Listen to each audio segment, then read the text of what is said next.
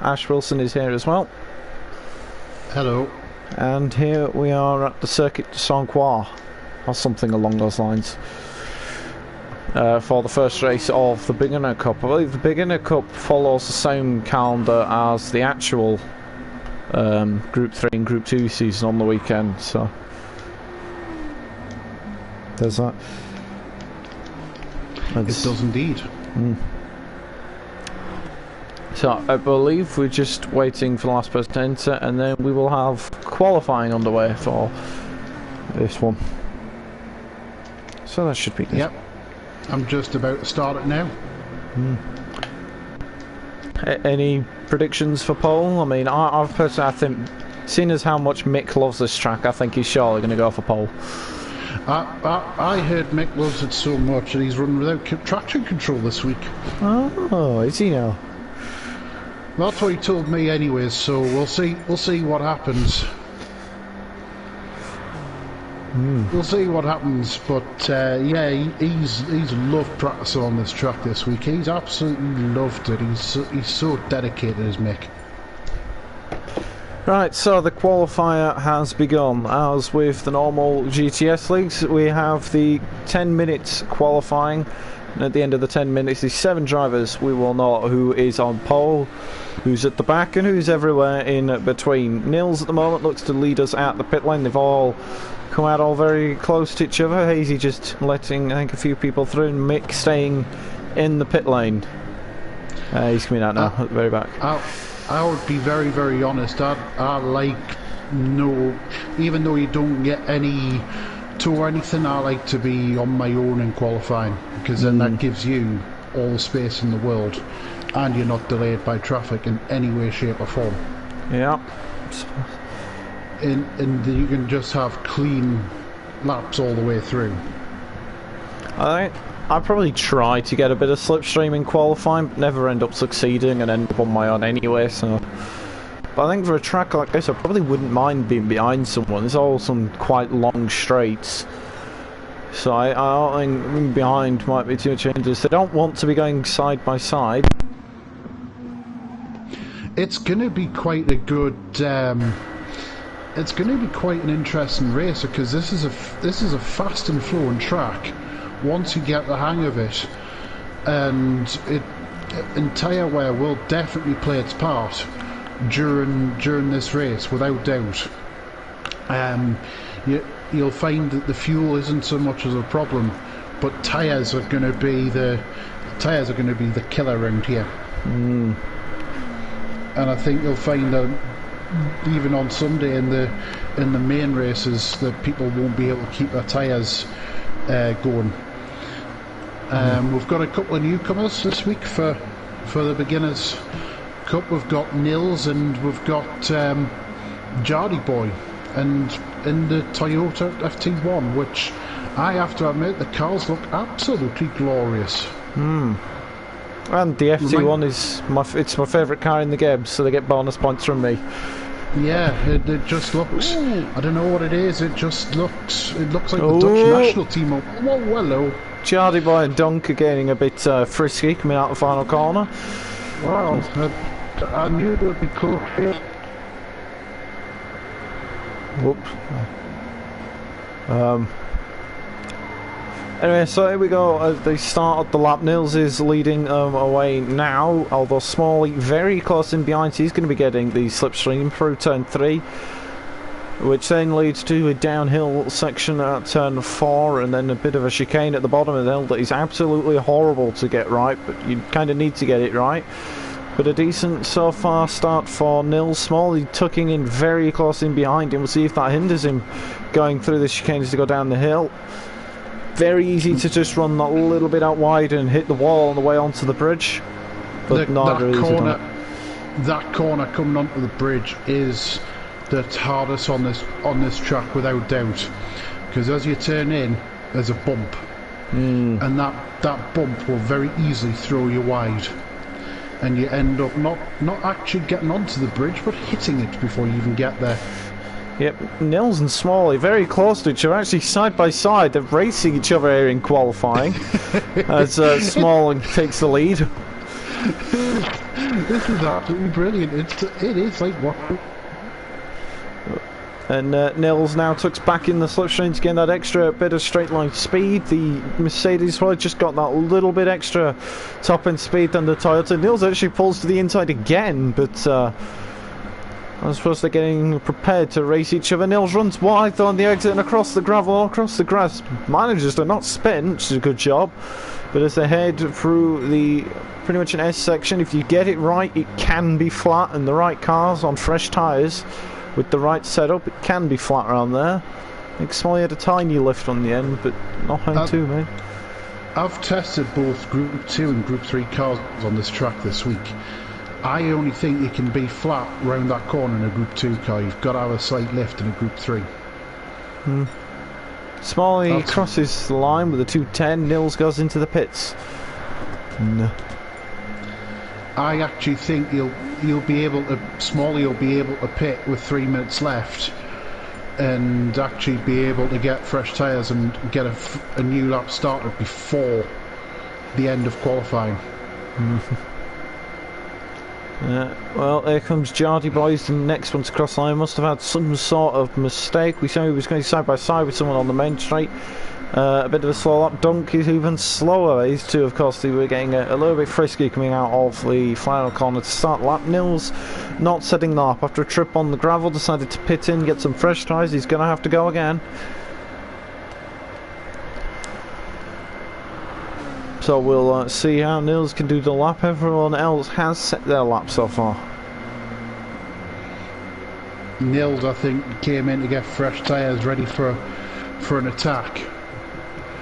A fresh attack on lighter fuel, but he might have made a mistake in doing that, because I don't think he'll get the benefit of a lighter tank. Whoa! No! Dunk and Chardy Boy getting close again, and a spin onto the bridge from Chardy. He was 11 seconds up on his time in Sector 1. Not so sure what happened there, but he's definitely not 11 seconds up anymore. What Jardy Boy might want to do is he might want to exit and re-enter now and get fresh tyres. Oh no, I stand mistaken. He's still 10 seconds up in Sector 2. Oh well, that must.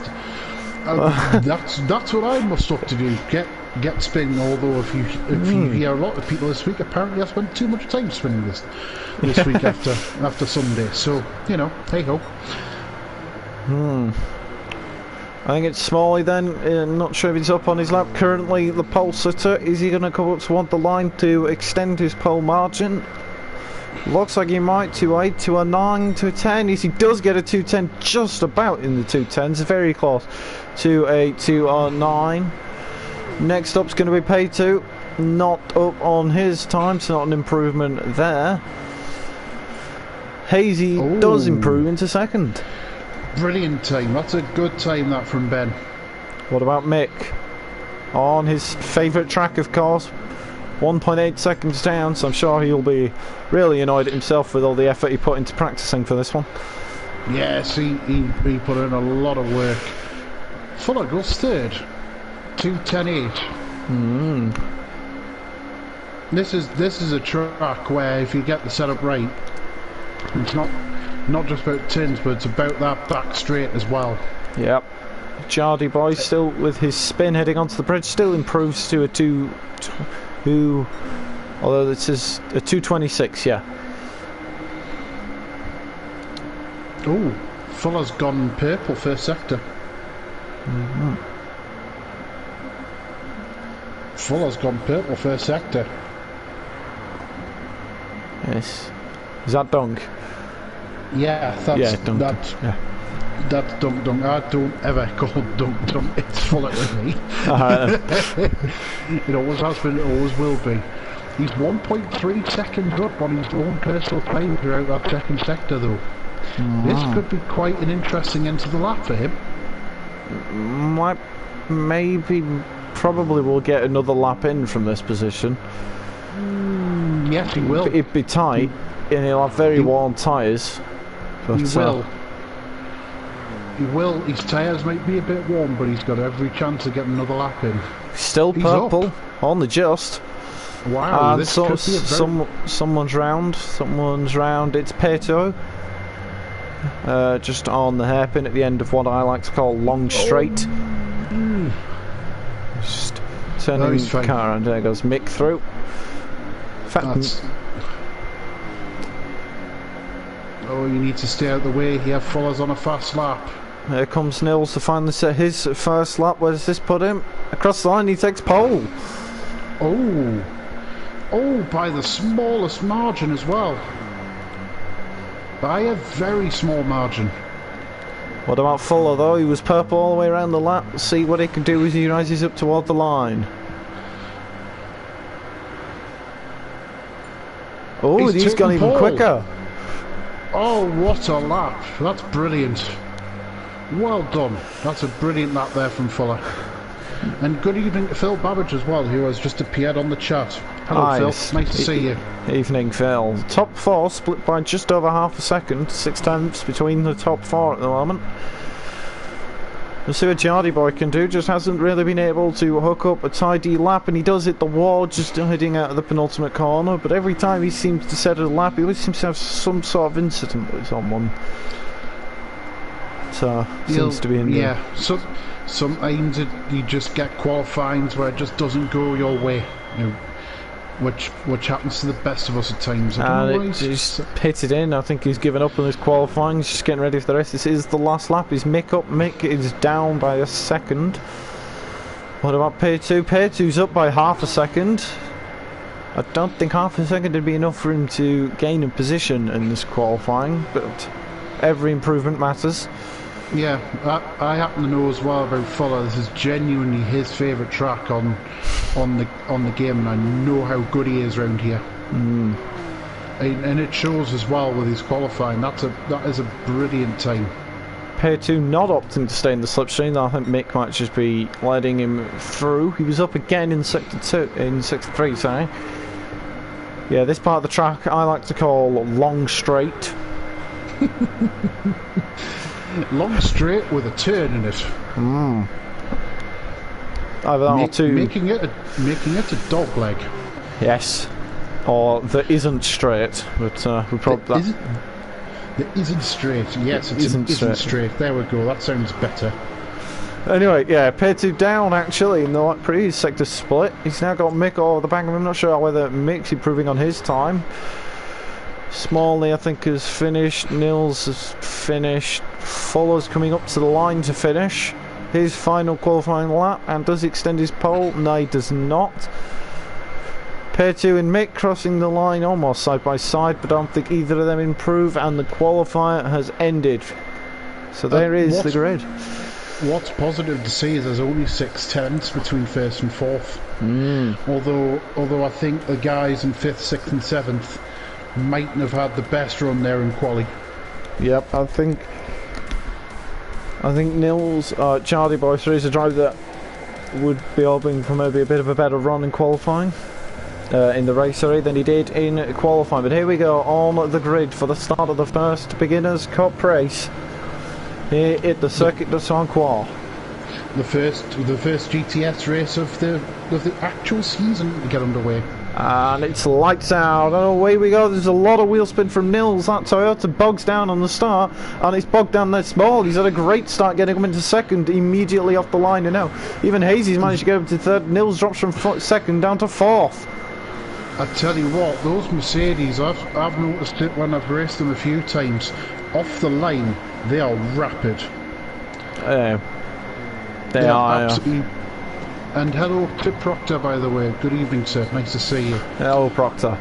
Yep, so Fuller now having to defend with his teammate just in background, and Nils is going to have to try and recover from that difficult start. Now, I've driven the Toyota many times, and that's not its biggest benefit is not its starts. It does tend to drop back off the line, and we've seen it there. It started second, is now fourth, and was actually almost had to drop to fifth behind Mick in turn one. I'm interested to see how Ben gets on tonight. He's a very, very promising little racer is Ben Hazy. He's sitting in third right now. He's from the first time I've raced him. In fact, Mick's actually going down the inside of Nils. Down the inside on Nils, which switches to the outside on a rather tricky corner that makes it seem faster than it actually is, but it's not. Mick sits in behind him now, maybe to get the slipstream onto the isn't straight. Just to finish off what I was saying about Ben, he's definitely developed from where he was when I first raced him. He's improving week upon week without doubt, and he's getting faster week upon week as well. This is probably Mick's going down the inside. Gone for it again, down the inside. Oh, and he's hit his teammate. They've collided. Oh no! Just as you were saying how well Ben was doing, and they've collided. Oh no! He's done a Sebastian Vettel. Unbelievable. And now P2, and it's actually gone even worse for Nils. He's dropped all the way down to 5th behind P2 as well as Mick, although they're still side by side. I think Nils into the final corner. They're going 3 wide, are they, almost? Nils on the inside at the final corner, and they're going to go in 3 wide onto the main straight. This is brilliant to watch, although I will say I think the Lexus's advantage is a straight line. I think the Porsche hasn't got anything for it. Nils down the inside, tries to look down the inside at turn 1. Mick just running a little bit wider, I think, than what Nils was doing. It allowed Nils to keep that inside all to himself. Now P2's trying to find a way through. This is a fantastic battle. And Mick's back down the inside. Nils, he's outbraked himself, and Nils is back through. And it's a purple first sector for Nils. Yes, I know it's hot too, but I thought I'd say it anyways. Mick also on a purple sector, although it is his favourite track, so you'd probably expect it to be purple. Anyway, meanwhile, up front, Small has taken the lead, and they're still very close to each other, are Smalley and Fuller. They'll work together. They'll work in tandem to make sure they can get a nice little gap. I don't think there'll be any inter-team rivalry here. I'd be very surprised anyways. Although knowing them both like I do, I wouldn't be surprised by anything. Because I know them very, very well. That's why I'm going bald. Meanwhile, onto the isn't straight. We've still got this battle for 3rd, 4th and 5th, and Ben slowly managing to creep his way back up toward them again. Now mixing the slipstream of P2 as they go around the isn't straight. Heading down toward the hairpin. Ben's back up to 6th. Jardy's had an incident somewhere. He's back down to 6th. Sorry, he's back down to 7th. Although P2... Ben's back up to 6th, so this could soon turn into a 4-car battle for 3rd. Yeah, really trying to close them in. Now, Mick has managed to get ahead of P2, and it almost looked like P2 was fighting back, but Mick manages to hold him off just for now. Now... he's Mick's done the switchback on P2. That's a brilliant move out of the final corner.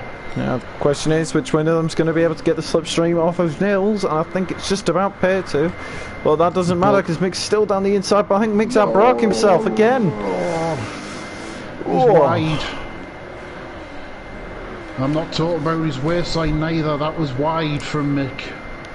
Yeah, and it seems that the chat is enjoying this just as much as we are. Mick down the inside again, and I think, was there a bit of contact there? I think there was. There was contact. P2's round. Oh no. Oh no, P2 was having a good run as well. That's unlucky. That was so unfortunate. I think what happened there, unfortunately I don't have the replays, but what I believe happened there is Mick tried to move down the inside and just didn't pull to the inside soon enough, and that's what I think happened. I don't know, I haven't gone through it forensically, but all this battling has allowed Nils to get away in 3rd place. And it's allowed Ben to be able to be in a position where he's gone down the inside on Mick, almost, not quite. Although Mick's has gone deep. Wide. And Ben's gone through. Ben's up to 4th. Oh, well done, slowly managing to claw his way back toward the front. He's done a decent job so far. He's doing a very, very good job. From having been last at the end of lap 1 to come back up to 4th. It's a good job, it's a good effort.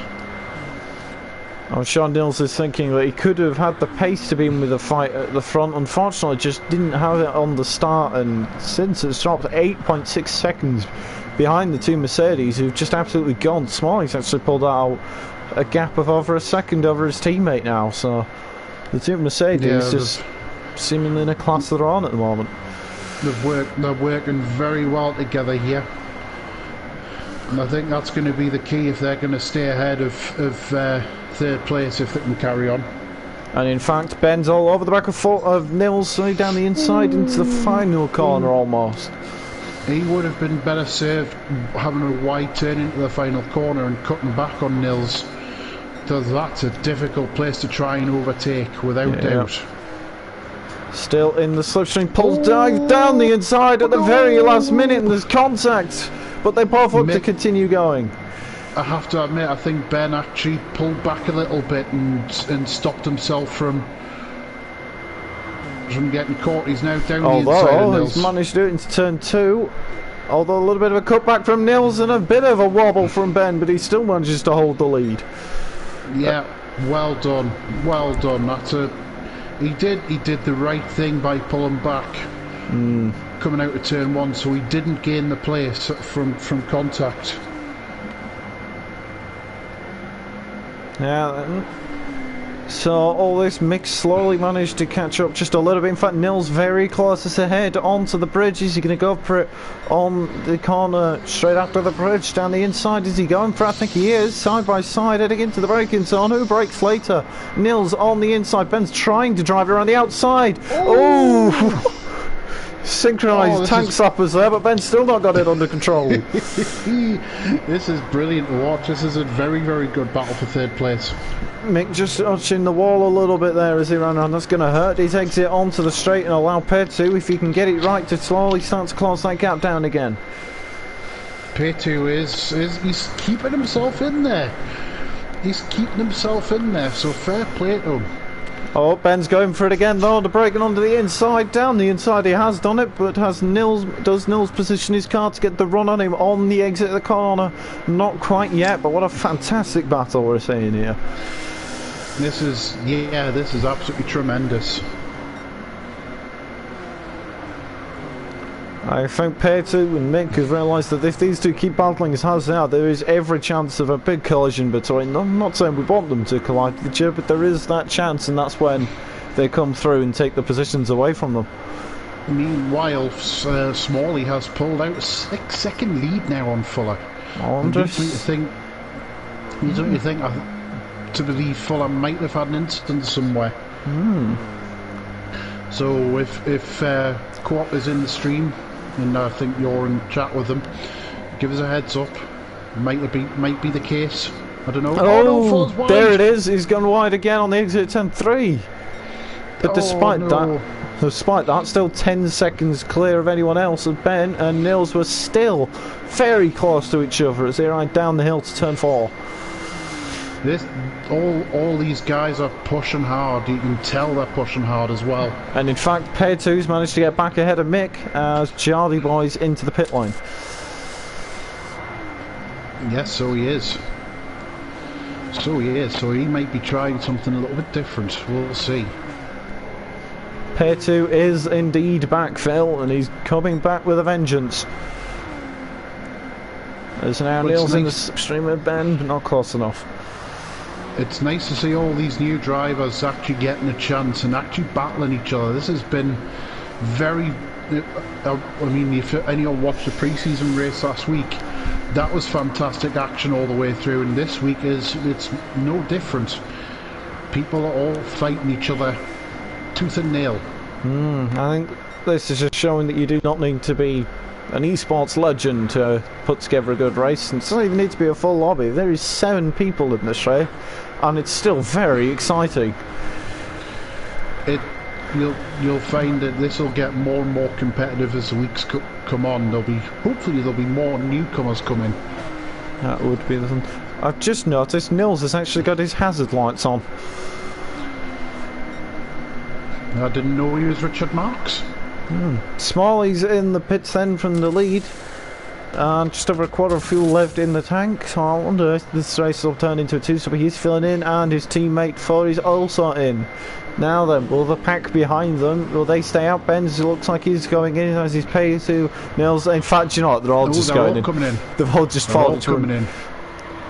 Now, Jardy, I did see pitted on the previous lap, but unfortunately, I don't think he's quite close enough to benefit from much of an undercut. Smalley still manages to hold an exceptional lead over Fuller in second. Payton's coming in third.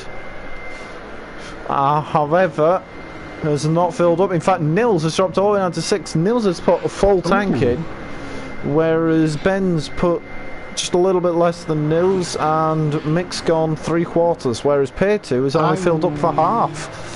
Well, I will tell you something. Looking at the strategies here, Jardy's gone on the hard tyres. Ooh, now that is interesting. And Niels has gone on the mediums.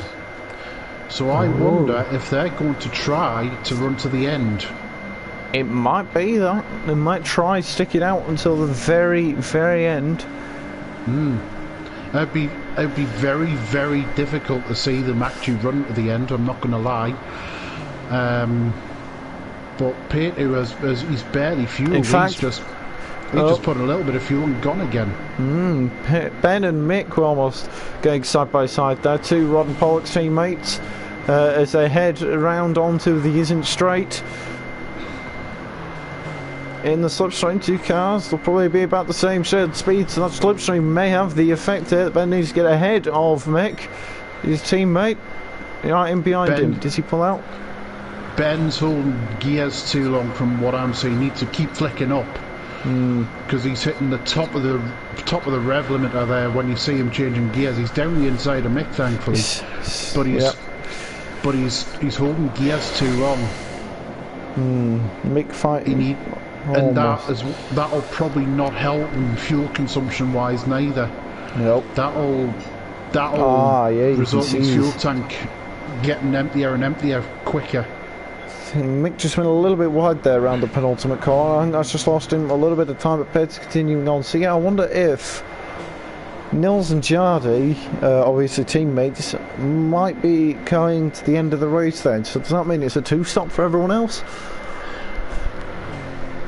You'd think so. Oh no, Jardy's just gone off onto the Isn't Straight. Oh, he's just gone. He just went and hit the wall. Doesn't seem to be having the best of races out there at the moment. That will come in time. It is his first beginners cup race, so you know it happens to the best of us. Yeah. See what happens. All starts somewhere. To the best of us. We've all got to start somewhere. Meanwhile, Nils and Mick coming down turn 4, not too far apart from each other, and probably will get this. Nils will probably get the slipstream as they head round onto these high-speed straight sections of the track. So long as he keeps it on the track, got very close to the grass there, heading onto the bridge. In the slipstream now, then. I don't think he's actually, no, just a second back. I don't think he's gaining in too much at all. So I think Mick just had a better run heading onto the bridge. And Nils might have gone just a little bit deep. Tell you what, Nils, for being on the medium tyre, he's actually holding on quite nicely to Mick. He has got some decent advice. Jardy's in again, so I wonder if he's decided those hard tyres just are not working. But in fact, on the straights here, the Toyota is actually losing out. The gap is increasing slightly between Nils and Mick, so there is that. They head down through the Isn't Straight and into a hairpin. Seems to be a point, one of the main overtaking spots is that hairpin, and it can very easily go wrong on the braking, as we've seen previously. I don't know what Jardy Boy's doing. He's just sitting in the pit lane. I think he's I think he might have given up, I think. It's always worth running to the end. Always worth running to the end, just to get race miles in.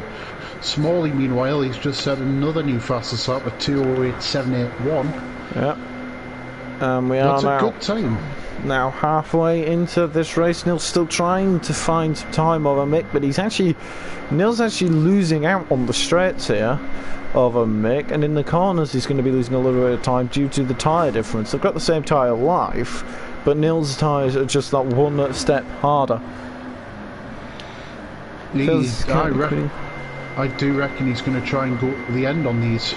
It'd be interesting then if he does, because Mick, Ben, and maybe P2, depending on what that gap's like, will probably end up coming back out behind Nils. So I wonder if Nils thinks he can hold on against them at the very end of the race when they've got much fresher tyres. That will be an interesting fight to watch out for at the end. It's almost a tortoise and the hare concept. What's going to work quickest? Although I do think P2's plan of actually fueling up later to get out to run in fresh air is actually a good idea. I wonder if Phil Babbage might be onto something by saying that he's got pit crew. Is it you, Phil Babbage? Oh. I wonder. Mick just had a bit of an incident with the wall onto the isn't straight, and now suddenly Nils is gaining in rapidly right up the back of him, bumper to bumper. And does Nils pull out? Yes, he does. Pulls out alongside as they head onto the isn't straight pit of the isn't straight. Still holds the inside for the braking zone, but Nils has got a full car and a bit ahead just before they reach the braking zone, and Mick almost looked like he was going back for it there. Yeah, that was a good move from Nils. That Toyota is a very, very capable little car. And it's proving it in Nils' hands. P2's having a much better run this week. He's actually in P2's in, so P2's in, so it's crunch time. Is he going to get out ahead of Nils, I think, is the crucial choice. I reckon Ben and Mick will stay out just a little bit longer, but the crucial thing is, does he stay ahead of Nils, who just had an incident with the barrier coming out the final corner? I'm not so sure he will. P2's still actually filling up the car, so P2 will be filling up to go to the end, and he's going to have a rapid final stint to be able to get back into third. He comes out. Yeah, he's out on softs as well. Yeah. He's out on softs as well. Just over 4 seconds behind the next car, and he's going to be pushing for it now. I think this is going to be hard work to him to make the tyres last 6 laps. This is going to be very hard work for him. Anyone who pits, say lap 10, I think this could be... I think he could be in trouble the last couple of laps, personally speaking. Phil Babbage is saying that P2 pitted a lap too early. I tend to agree with Phil. He originally came in, what, the end of lap 5, I think? Yeah, they all pitted lap 5, yeah. They all pitted the end of lap 5. He's tried, I think, to get track position and Phil too soon. Phil Babbage saying should have gone 5.45. Yeah, I would have personally gone 5.54 and given yourself the fresher tyres and the lighter car at the end. Meanwhile, heading on to the isn't straight again, Mick and Nils side by side, this time with Mick on the inside. But has now in a straight drag race, Lexus versus Toyota. It looks like that Lexus has got the legs on the Toyota. Now Nils pulls into the slipstream. Does Mick feel the need to go defensive? Because Nils is slightly getting down. Yes, Mick does go defensively. Nils on the outside as they head round to the hairpin. I think Nils tries to get the cutback. Does he? No, just sits in behind, and Mick's managed to get back ahead. But here comes Nils on the inside onto the very next corner. And they're continuing the fight, and is Mick going to try and get it again because he switches back the direction, so Mick's still on the inside, and I think Nils just had to miss out on that one. This has been very, very close between them, and P2, you can tell on fresh tyres, all of a sudden he's on the back of this little trio. This was exactly what he needed to get as good a lap time as he can, so that when the rest of them pit, they come out further behind him as possible. And now P2 on the inside, as Nils and Mick scrapping side by side as Kosovo position out to P2. P2 gets down the inside into P5. Nils tries to fight back on the outside, not quite got the space there. I think he knows he was driving into a bit of a wedge. Both touched the grass slightly on the outside, trying to use as much of the road as possible because, well, they have paid for the whole road, might as well use it. Nils on the backside around turn 4. Also just noticed Jardy Boy has come back out onto the track on a set of softs. By the way, I'm just going to grab 10 seconds worth to say happy birthday to Astro. Ah, yes. He's like the Queen, he has many different birthdays. It's just every day is his birthday. Every day is his birthday, so happy birthday to you, Astro. You absolute legend. Also, we've got Pair 2 and Mick, and now Pair 2's trying to make light work of Mick down the inside into the corner at the end of the bridge, and I think Mick's just gone in a little bit deep, and Mick tried to correct it. Ends up hitting Pair 2. Now Pair 2's on the outside. Onto... I don't know what to call this corner, to be honest, but here we go. Then Pair 2 comes round, he gets the cutback, tries to get the drive onto him on the isn't straight, and I think Pair 2 side by side. That Lexus is rapid on the straight, he sees, compared to some of these, and now Nils is trying to make it 3 wide. Oh, he's going down the middle. This is opportunist. It's very difficult, but as it all makes out, Nils is still trying to get down the middle, and I think Mick on the outside. Is anyone going to back out, or are we going to commit to 3 wide? Mick tries to drive it around the outside of all of them. This is just brilliant between these 3. Oh, it's a yellow flag. I think it's Giardi Boy continuing with the difficult RTA has gone off the track, and now Pair 2 needs to... I think it's Ben going to be staying out. We've seen Fulham, we've seen Smalley pitting, so they're going into the end. Ben is going to the end, so it won't surprise me if we saw Mick going to the end, and now they're going to have to charge on the back of Nils and Pair 2 for this position. And this is where it becomes slightly tense. We're about to see who's worked the strategy out perfectly. Will it be Pair 2, will it be Nils, or will it be one of the Rod and Pollock drivers? About to find out. This is going to be very interesting run to the end. Yeah. Ben comes out 7 seconds behind Nils. 8.5 seconds. Yeah. Now I don't know. This is going to be tight. It's going to be quite a push. We'll keep an eye on those gaps then. 8.6 seconds he was between Ben and Nils coming out of the pits. It's going to be absolutely crunch time. He's going to have to focus every single lap to make sure he can catch up and give himself enough time to overtake him as well. There's only 4 laps of this race. If you catch him on the last lap and you can't find a way past, then it was no good catching up. But all this has currently allowed Pair 2 third, and I think Nils will just focus on trying to get these medium tyres to the end and make sure he can stay ahead of Ben and Mick, who are going to be coming for him. This is going to be an interesting little fight to the end. See how Nils can hang on to those mediums. I don't think they'll catch Pair 2. I think Pair 2's going to finish third now, unless he really does fall off a cliff. But I do think this is going to be a big battle for 4th. Yeah. And Pair 2's actually pulling out a gap. Yeah, he's pulled out a gap of 5 seconds. And in fact, whilst we're on the subject of gaps, it was 8.5 between Ben and Nils when he came out of the pits. It's 5.5, and they've not even finished that 1 lap. So Ben, halfway around a lap, has already gained 3 seconds, and the gap is still rapidly coming down. It's more the thing is, this track, it's so long. You know, it's over a 2-minute lap.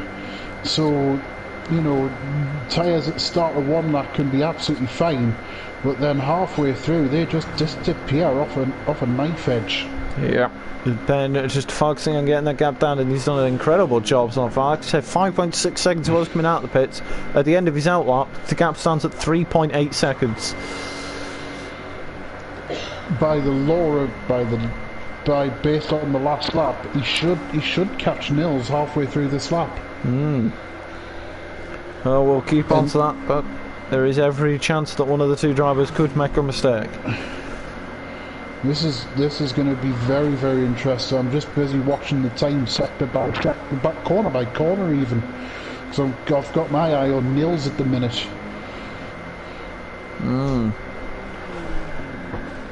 So as the gap continues to come down between Ben and Nils, do you reckon Ben, if he keeps on this pace, do you reckon he might have a shot at Pair 2 for third? No. No, I think that's just a little bit out of his range. I'm just busy watching Nils' sector times. He's 1.3 seconds slower than his fastest lap at the minute, but yet he's dropping time rapidly. He is dropping time rapidly, so this is... It's the long fast corners where the tyres will degrade round here.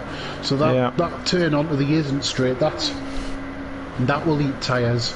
The corners towards the end of the lap are the same, and the first corner as well, so because they're all medium to high speed, and obviously that's gonna, the downforce of the car will just eat them alive. So you can tell from Nils's car that he's the left front. Oh, he's run wide. No, he's on the gravel. Managed to keep it without a spin, but allows Ben an easier shot and going down the inside, and he does make that move, and Nils has lost the position. Ben's got an 8.9 second gap to P2, but I think that might just be out of reach. I think that'll be out of reach as well. But again, it's how P2 can keep these tyres alive to the end of the race. So I will keep an eye on that. Yep, I might even I wouldn't rule out Mick trying to catch Nils neither for sixth place.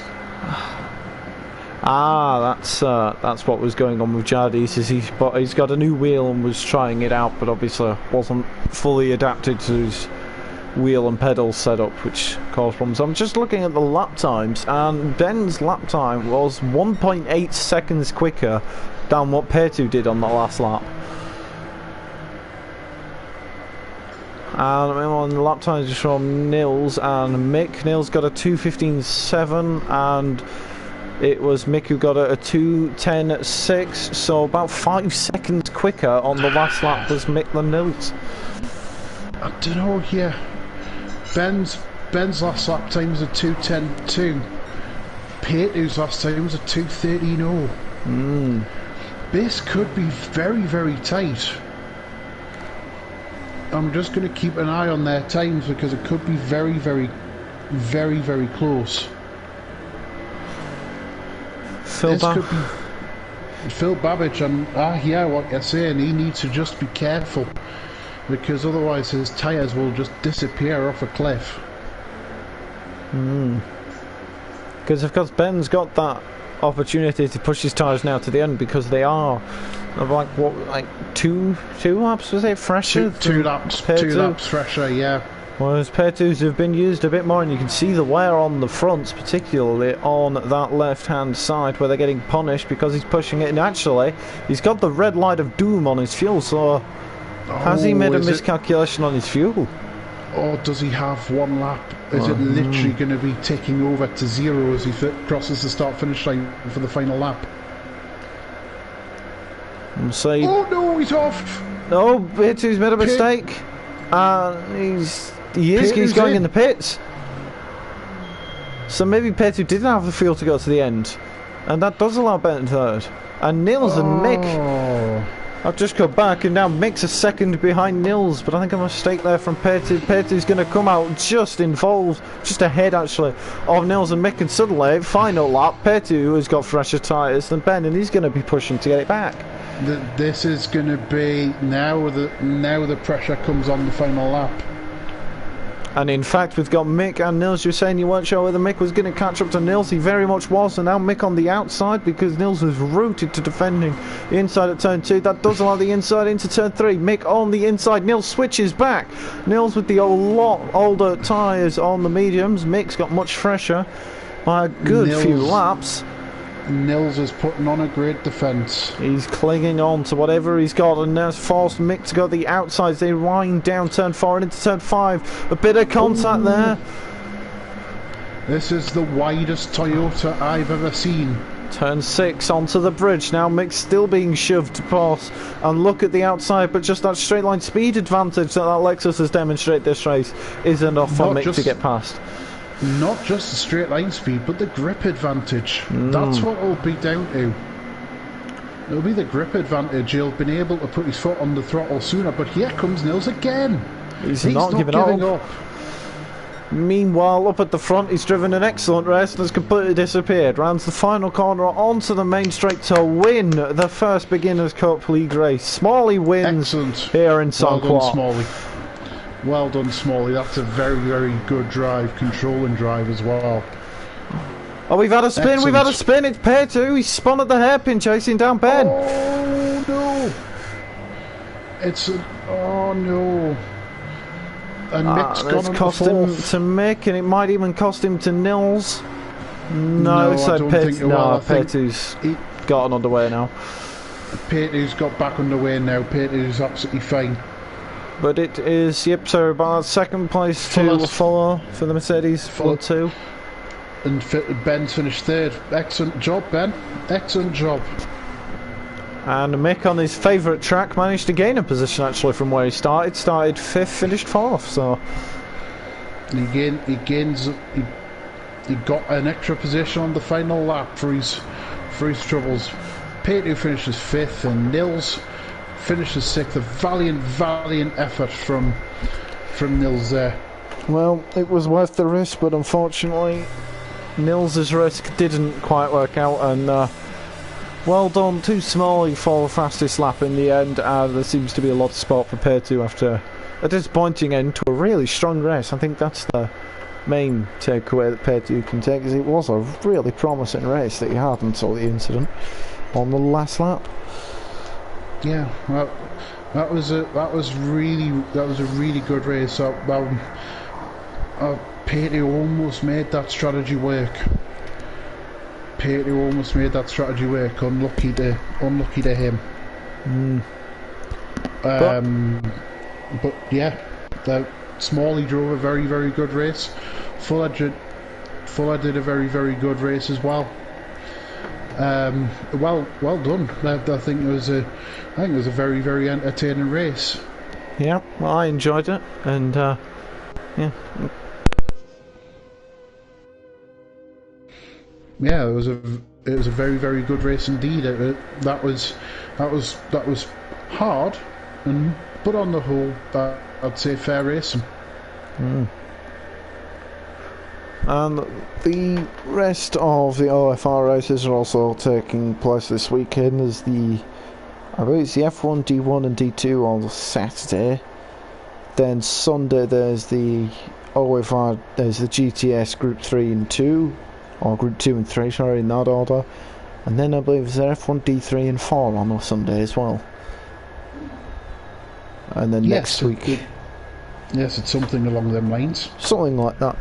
So this kicks off, I believe, yeah, this is the first one, isn't it, of the week.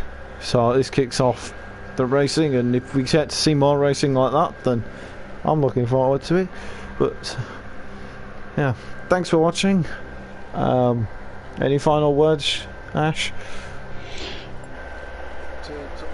To all them out there, I think it'll be I think people like Jody Boy, just keep at it.